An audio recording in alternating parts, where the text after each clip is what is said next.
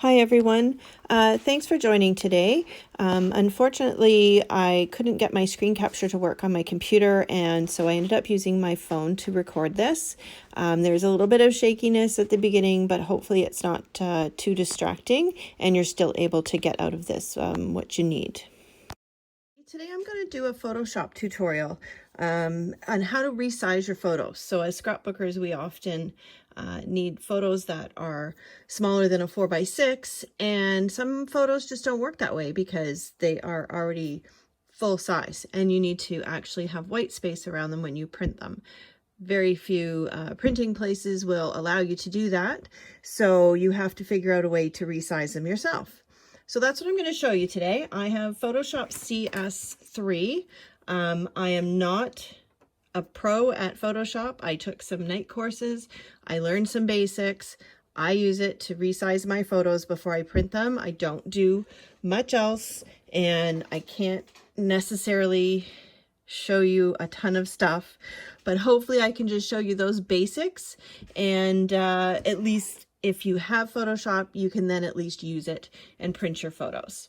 So just starting here on my screen, this is my Photoshop. So when it opens up, I'm sure it didn't originally look like this. I believe that there were more of these menus open, but I use really just the two. I use the navigator and I use the layers. So in order to do what I am going to show you, those are the two that you are probably going to need. They should be able to be found under Window. See my navigator and my layers, but it will depend on what version that you have. I believe when you install it for the first time, most of them are open, and so you basically have to close them or minimize them. If I click on this, it's going to show me a bunch. So I just keep that minimized there. I don't think that there's anything on this side that I made any adjustments to. So it's basically just, I think, the way it is when it is installed. So again, it will depend on your own version, but this is CS3. The basics are probably the same. So starting out, I have my blank screen. I have now a folder with my pictures in it. So these are the pictures I'm going to use to show you. So I'm going to just start with these four. I'm going to grab those and I'm just going to drag them. This is the quickest way for me, because I always go through my folders and I find them and then I drag them over.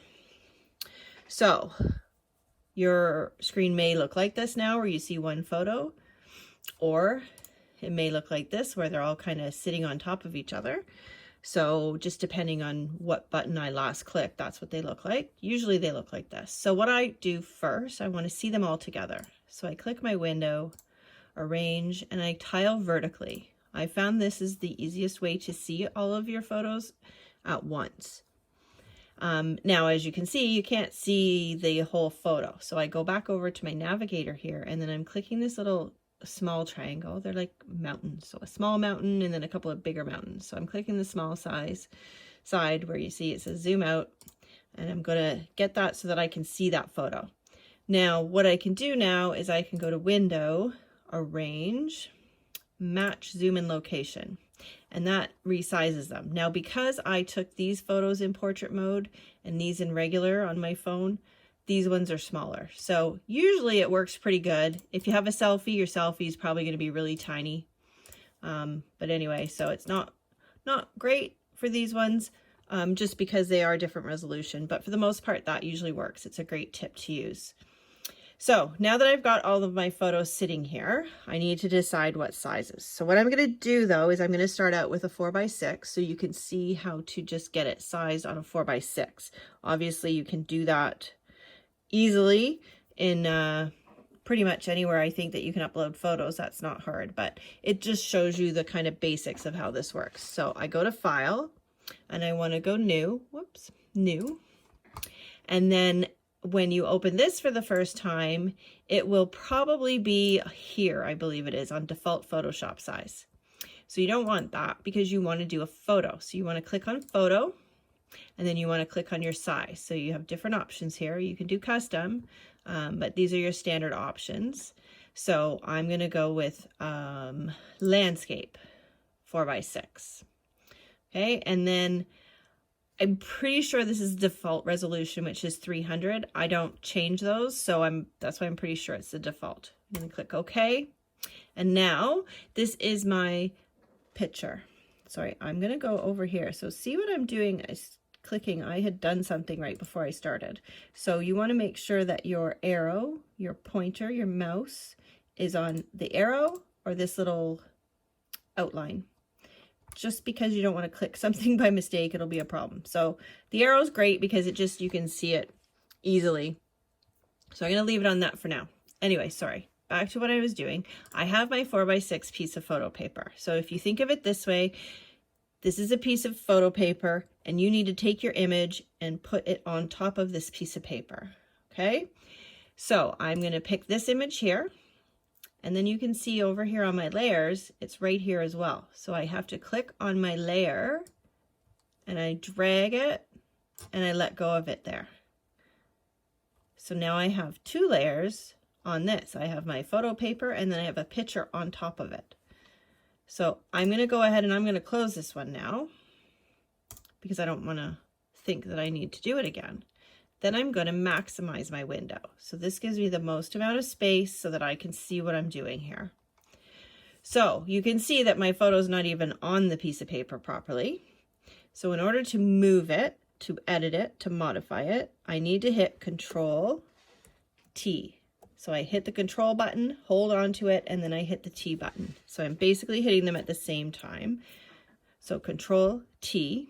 If you do happen to have an Apple, then it's the Apple button. Apple T. Yeah. So now I can move it. So you see I can move it around. I also have grips.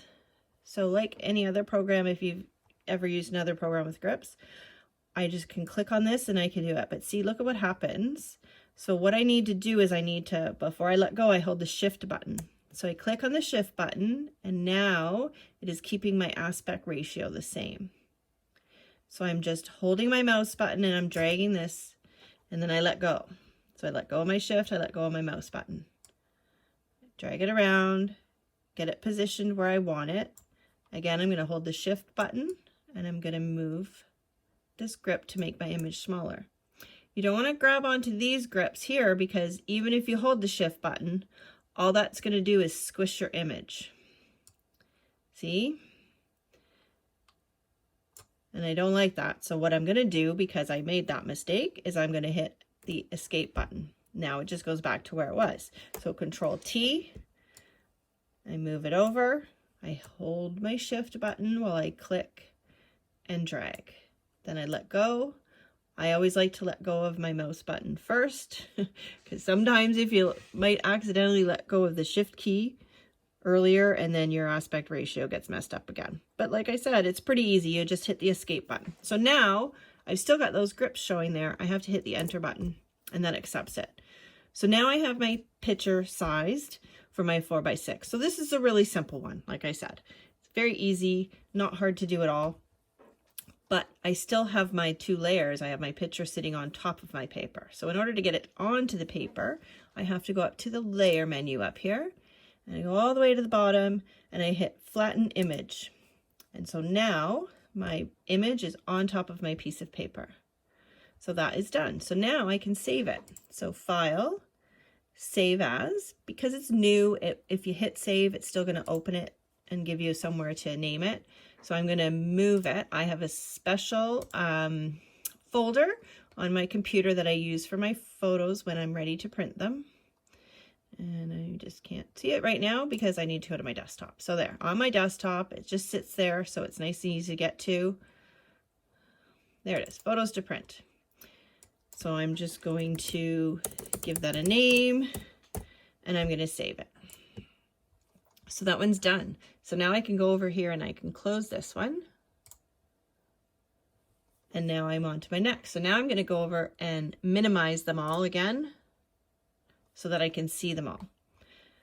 So this time I'm going to do a different size. So for me, when I'm scrapbooking, 3x4 is probably the most common size that I use other than 4x6. So I'm going to go New, and this time I want a portrait. So I'm going to go Portrait 4x6. Okay. Now, in order for me to make sure that I have a 4x3 photo on here, I need some guidelines to show me where those marks are. So I'll just make it bigger because it might be a little bit easier to see for you.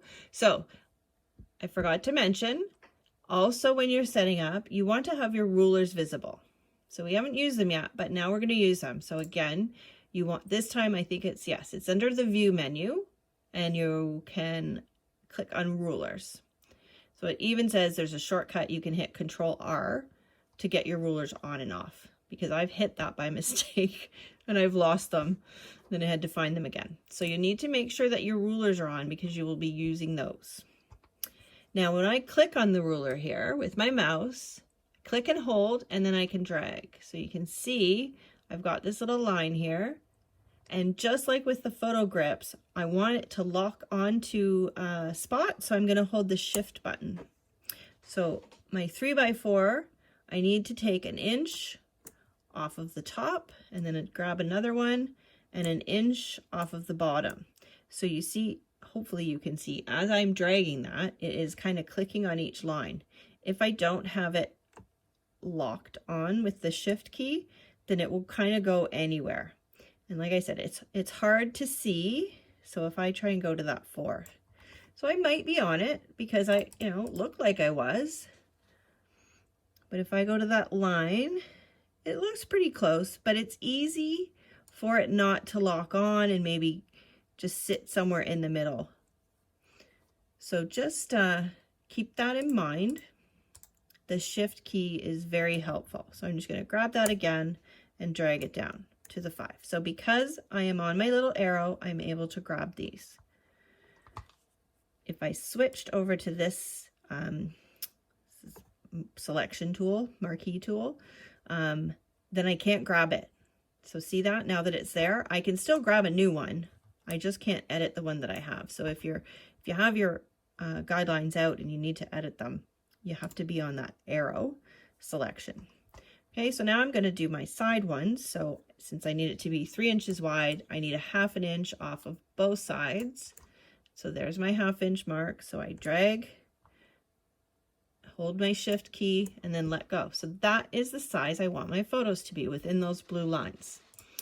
So now I can make that smaller, and I'm going to grab one of my photos. Again, I'm going to go over to the layer. I'm going to click and drag and drop it onto my piece of paper. Get rid of that photo. And here I have it. So you can see this is going to be pretty big. So I'm going to zoom out so you can see more. I'm going to hit Control T so I can edit the picture size, change the picture size. See how big this one is? So I'm going to go over to the corner. I'm going to hit my shift key and I'm going to drag that down. So now that it's smaller, I can just hit enter. It might not be right, but now I can zoom in.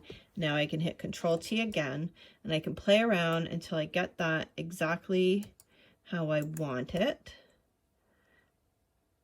So, did you see that? It just clicked there. So Photoshop kind of automatically will click onto things, which is fine and good at times, but sometimes it might mess you up a bit. Because see how I don't know if you can really tell, but I can, as I'm moving, it just jumps right onto that little guideline as I'm going. But maybe you need it to be off slightly. So what it's doing to me is it's grabbing on the edge of my photos because it's almost the same size, right? So if it clicks on there, I can let go of my mouse and then I'm going to click the arrow button on my keyboard. And I could just shift it slightly to where I want it. Then I'm not worried about it clicking onto, snapping is what they call it. And I'm going to just put it down a little bit there. Okay, and I hit the enter button to accept it. So I can just go ahead and print this the way it is, because then when I get it home, after it's printed, I will just crop on those lines. Because I print my pictures at Costco, and I don't know, probably other photo shops do it, but they, it's not that they crop my image, they call it a bleed or something. And so what I find, if I actually crop this right to the 3x4, it might be slightly smaller because I know when I've done full pictures, sometimes it cuts a little bit off the edge. So they just have that tiny little bit of bleed. So I just like to keep it like this. I never like to trim it or crop it directly to those lines. So my next step again is I'm going to flatten this so that my picture is on top of my paper. So layer, flatten, and then I can save this one. And I go into my photos to print, yes, give it a number. So this is just typical Windows. Sorry, I'm just going to show you something that I just remembered. I'm going to do that again. File, save as. I have by accident hit another button and then it changes this. So this screen here is still the save screen, but it's now a specific Photoshop one. So I don't like using that because I'm not a big Photoshop user. So I always switch it. So use operating system dialog. And then it looks like all my other Windows programs. So it just makes it faster for me when it looks like that. So I just clicked on the image, I double click, I select that one and I change it to a 2, and that's how I save my photos. And then I can close that one. So now what I'm going to show you is how to get 2 photos onto one piece of paper.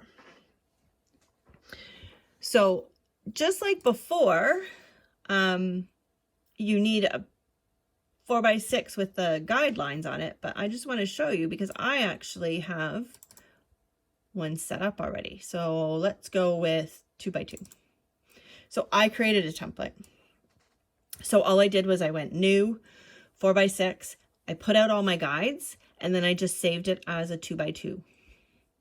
And so now I don't have to keep recreating that. So when you have those sizes that you're constantly using, like 3x4s, I have one for 3x4 as well. And so I created the folder, I created all of these. All they are is blank documents, and then I put the guidelines in them. So very simple, but it saves a lot of time. So it took me a little while before I finally did this. And then I thought, wait a minute, I'm doing the same thing repeatedly. So this just makes it a lot easier. So for the 2x2s, these pictures really aren't the best ones for that, but this is just to give you an idea of how this works. So I'm going to close that, get it out of my way. And again, look at how big this is. So I'm probably going to have to zoom out because when I hit Control T, it's very big. So I'm going to make this really small. So I let go of my shift button there and my mouse button, and now I'm just dragging it down. Now I can hold my shift again and I can click on my grip. So hopefully that makes sense what I'm saying there. Okay, and I hit enter to accept it. Now I want to put another photo on there. So this one works out not bad because it fits within my space. So this is my 2x2 right here. And then this is going to be waste because then my next 2x2 starts right here. So now I want to put this one in. So drag it over, let it go, close it, make that one bigger. So Control T, and I'm going to drag this over. Now, I'm going to leave it, I think, like that. Whoops, I hit the zoom button because I wanted to see it better. So, yeah, I'm okay with that. So I'm going to hit enter. I'm just going to leave that there. Now you can see we have a problem because this photo is now half covered with that photo. Now, a simple way to fix this is to take your layer 2, which is this one that I'm on right now, drag it down below layer 1. So see how that put it underneath. So again, it's like layering one thing on top of the other. Whatever's on top is what you're going to see. But when I'm printing my photos, it just really, I don't like having them touching because it just makes it harder for when you're trimming. So I just like to make sure that there's a bit of white space. And sometimes you have to, because sometimes you have 2 photos that are overlapping. So you have to do something. So I'm just going to show you how to do that. So because I have these extra layers now, I need to make sure which layer I'm on. So you can see that one is highlighted, layer 1, layer 2. So this layer was layer 2. and I need to crop it. But in Photoshop, I'm not going to crop it because then it would crop my whole canvas, like my whole paper. So instead, what I'm going to do is I'm going to go over to this little marquee tool. So it's like a selection tool. And I'm going to draw a shape. So I'm going to just show you how it works. I'm going to click on the screen. I'm holding my mouse and I'm dragging. So see, it just gives me a shape. So there, I go around it. I let go. And now I have a box. So that's the size that my picture is going to print at. As soon as I select this, which is the add layer mask. So what it's doing is it's like putting a piece of white paper over top of everywhere except that center. See? So now I have this space in between. Now it's much easier for me to crop. I could, if I wanted to, like I said, I don't do it this way, but I'm going to go up to layer 1 because you can only do one of these. So let me show you that. So see how that has the little box there? I've only got the one on there. Sorry, I'm just not recalling exactly how I was going to show you something. So it's okay, doesn't matter. Let's just move on. So back to layer 1, which is this photo here. If I want, while I'm on this selection, I can click near the grid lines and it will lock on. See that? So I'm going to go, so now to get rid of that, I can just click again. See how it clicks and it snaps onto those, but see, I can get it past them, but it does snap onto them. And if for some reason I'm like, oh, no, that's not right. The escape button doesn't work with this one. So you're like, oh no, what do I do? So this one you have to hit Control and the D key. I'm not sure why I don't remember what they're called, because again, I'm not a pro. I remember specific key things. So Control D will get rid of that marquee tool for you, because like I said, once you have it, I can create another one, but I can't get rid of it by hitting Escape. So I have to hit Control D. Hopefully that makes sense. So now I have all these little things going on and I want to flatten it all onto my piece of paper. So again, layer, flatten image, and I'm good to go. So File, Save As, and now I'm in this other folder. So I just have to remember and go back to this one. Whoops. Okay, and that one's done. Now, I want to show you a couple of other things that you might use. So I'll get a little bit repetitive only because I'm going to show you each time. And this one. So I'm just going to show you really quick a couple of little tools that you might use to fix up your photos. Again, I'm not a professional at this. These are really, really basic. Photoshop does so much more. So I'm just going to quickly, let's do a 3x4 for this one. Templates, 3x4. Good. Okay, so now you see how that opens up. Now, sometimes you might open up your piece of paper and it might be the wrong way. And you're like, oh, now I have to start over again. You don't really. I can go up here, I can go Image, Rotate Canvas, and I can rotate it. And now it's sitting the way that I want it to. So that's great. I can also rotate my image on top of that. So I've got my piece of paper. I'm going to drag over my image here, my picture, get rid of that. Okay. Now on top of that, I do this often. Maybe I'll open a landscape and I'll show you. You can rotate your image as well. So if I go Control T, you see that my cursor is changing. Hopefully you can see the difference there. It goes from this, see, it's two arrows facing diagonally, and then all of a sudden it's this other shape. So that's because I can rotate my picture. So you could even just rotate your image the 90 degrees. And again, same thing, hit the Shift key. See, now it locks into specific things there. And I'm just back to where I started and I let go. So just going to make that smaller, just show you again one more time. So there, that's good. I like the way that works. Now I want to zoom in on this. So see, I can zoom way in.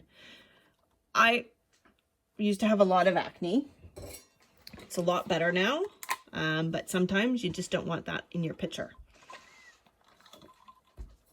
Excuse me. So you can see here, there's something there, and I don't want that. So I'm going to go over here, and there's a couple of tools. So this one here, it's called the Spot Healing Brush. It might not look like that, or you might not see that, because these little tools over here have multiple things. So depending again on your version. So if I click on that, all of a sudden I've got different options. So Redeye is here. I'm going to show you how to use that one. Something weird just happened. Okay, try that again. Drag my pictures in. Let's start with this one. Okay, File, New, 4x6 landscape. So the same rules, it's exactly the same when you have these bigger sizes, right? Bigger sizes are easy. It's the smaller ones that were more complicated. Okay, so now I can't see that guy there, so I got to move this over. So just like all windows, you just grab the top there, drag my picture over. Just gonna frame that out a bit better. So see how great this is. I know you can do this when you go to the photo printing sites, but it's just, I think, so much faster and easier in Photoshop. Okay, so you can see what my problem is here. I got two little boys with red eyes. They're both a bit different in how they look, and that's very common. See? So we'll start with the easy one. So let's start with Nick here, and we're gonna grab the Redeye tool, which is back as Redeye. All I have to do here is click right in the center. So see, I'm on the white. Even if I click on the red, it shouldn't make a difference. And look at that. Perfect. It's fixed. Go over here. Do it again. I'm going to come over here. And these ones might be hard because it doesn't see it properly. But let's see, maybe it will. So I'm going to click there. It did. So see, it's just a little bit different. What you will find is if you have a dog or a cat, when they have red eye, it's not red, it's white usually. So it doesn't really work for that. So can't really show you a fix for that because basically I end up painting them in. You can try the red eye. Often I have ones that are difficult, especially if your picture is more pixelated. So if I go up to Edit, Undo, I'm just going to show you the other way.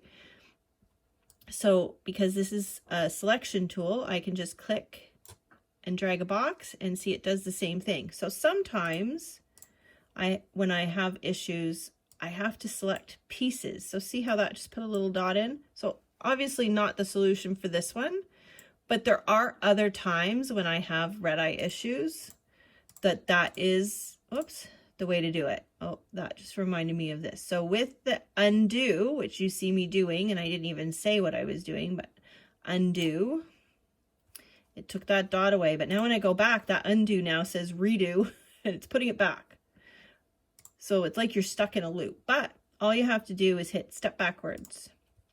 And then you have to hit step backwards again. So you can see there's a shortcut. I don't use a shortcut, but it's Alt-Control-Z. I always just use this, the menu here. So I'm going to just click on that again. And I think I'm going to try something and see if it will work. Just using my mouse there this time. It works that way, but not the other way. So I'm going to go back over here. So look at this little guy. Look at the mess on his face. I don't know. Looks pretty snotty to me. Well, that's not very attractive. So I'm going to go back over. So the tool that I was going to use might actually work better on this picture. Ooh, so that's a really big circle. So because I'm zoomed in so tight and I was doing something else, I made it very big. So up here is your brush. So this circle is called a brush. So I want it to be smaller. So I'm going to go up here. This is the size of it for these purposes. Again, just the simplest things. That's all you need to know. That's okay. So get rid of that. So now this is like a magic tool. So I'm going to click on this little blob first. And look, it's magic. So let's try this one. It's gone. See what happens here, because there's some dark around here. So what it does is it uses some sort of algorithm, I don't know, whatever. It's pulling the pixels, right? Because when you zoom in, this is all just pixels. See all these little pixels?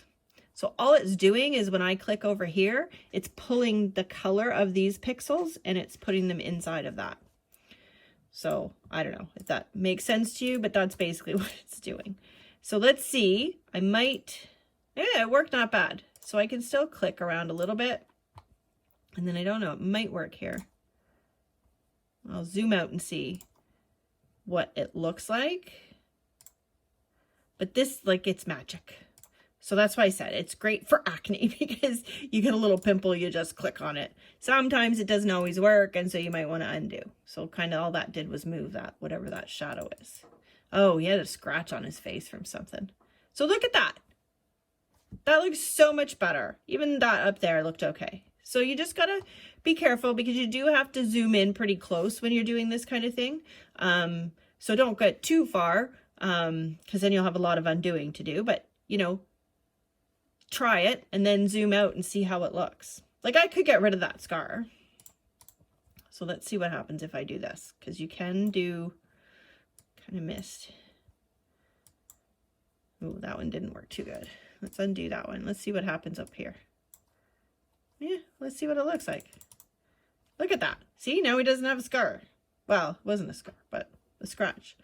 So it's pretty amazing. So just take your time and be careful with that one. But it is very, very helpful. There's like a million other things you can do with this. But at this point, these are just simple tools that allow you to get your pictures printed and get those smaller sizes printed. So I hope that that's helped you. If you do have any questions, just let me know. I'm happy to do whatever I can. Just know I'm not a professional. So if you know Photoshop and you like think I'm doing something crazy here, oh well, you know, I just do it for myself to print photos. And as long as that works for me, I think it can work for everybody else too. Thanks so much for watching.